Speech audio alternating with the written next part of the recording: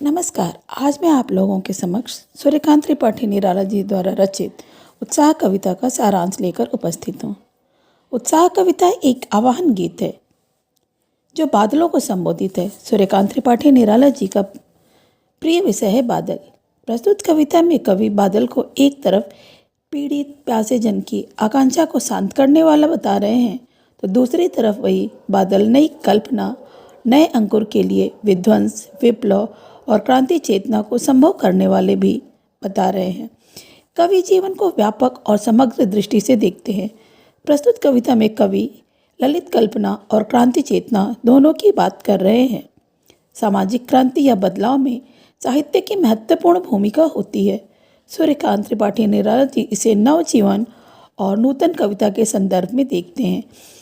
सूर्यकांत त्रिपाठी निराला जी अपनी रचनाओं में बिजली जैसी चमक और उमड़कर भरकर संघर्ष का स्वर मुखरित करना चाहते हैं। उत्साह कविता में सूर्यकांत त्रिपाठी निराला जी बादलों को संबोधित करते हुए कहते हैं कि ऐ बादल तुम गरजो बरसो। वह पुनः कहते हैं ऐ बादल तुम अत्यधिक सघन होकर, खूब घेर कर, पूरे आकाश को घेर कर, उमड़ घुमड़ कर, चारों तरफ से घेर घेर कर छा जाओ और बदलो।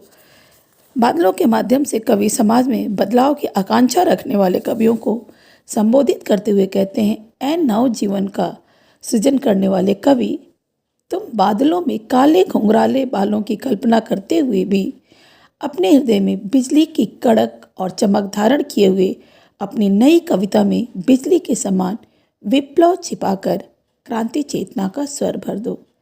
ए बादल तुम गरजो, खूब गरजो। पुनः कवि कह रहे हैं कि ग्रीष्म ऋतु से पूरे संसार के प्राणी व्याकुल हो गए हैं। धरती बिल्कुल तप रही है।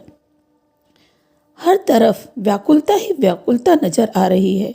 लोगों का मन कहीं भी नहीं लग रहा है। अतः ऐ अज्ञात दिशा से आए हुए अंतहीन बादल, तुम बरस कर धरती की तपिश को शांत करो, लोगों की व्याकुलता को शांत करो। गरजो गरजो और खूब गरजो।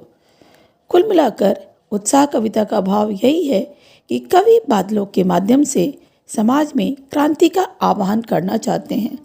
वे कवियों से अपनी कविता में बिजली की कड़क के समान क्रांतिकारी स्वर भरने को कह रहे हैं। वे कवियों से कह रहे हैं कि उनकी कविता में ऐसा स्वर हो जिसे पढ़कर लोगों के अंदर क्रांति की चेतना जागृत हो। साथ ही कवि बादलों से यह भी आह्वान करते हैं कि वे बरस कर प्यासी अकुलाई जनता की आकांक्षा को पूर्ण करें। अर्थात वो कवियों से भी ये कहना चाहते हैं कि वो ऐसी कविता की सर्जना करें जिसे पढ़कर, जिसे सुनकर लोगों के अंदर कुछ कर गुजरने की क्षमता जागृत हो। धन्यवाद।